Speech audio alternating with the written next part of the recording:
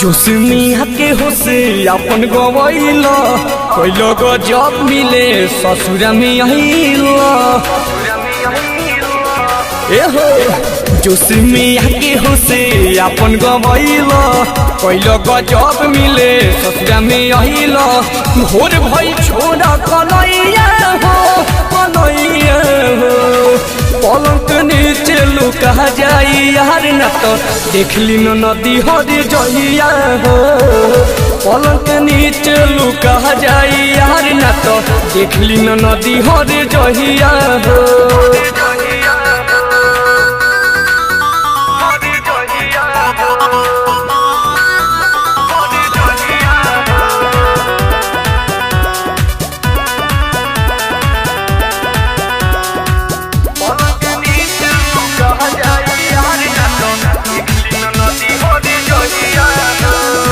लागता डर हो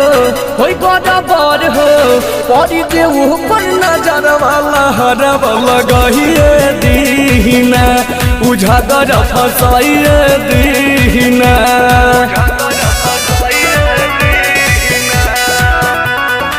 लागता डर हो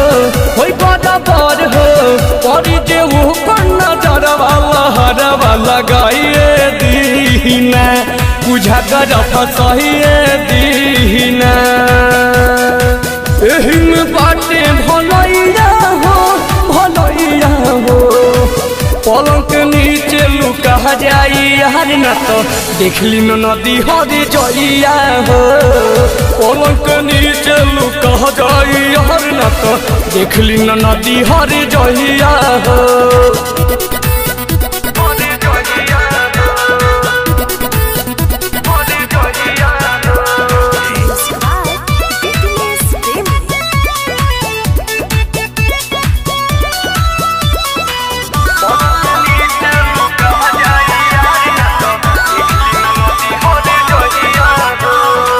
शर्मारितेश हो ढेर पैना येस हो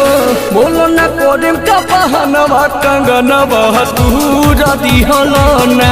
तुम आजा पूरा लिहलाना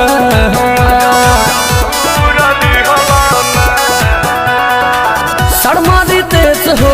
ढेर पैना येस हो बोलो न कोरेम का बहानवा कंगनवा पूरा दिहलाना तुम आजा भरपूर लिहलाना देह का दिन से सफैया हो पलंग नीचे लुका जाई यार न तो देखली नदी हरी जइया हो पलंग नीचे लुका जाई यार न तो देखली नदी हरी जइया हो जोसमिया के होसे अपन गवैल कैल गजब मिले ससुरा में आइल भोर भई छोड़ा कन्हैया हो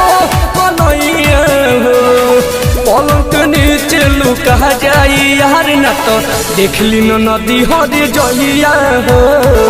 पलंग नीचे लुका जाई यार न तो देखली नदी हरी जइया हो।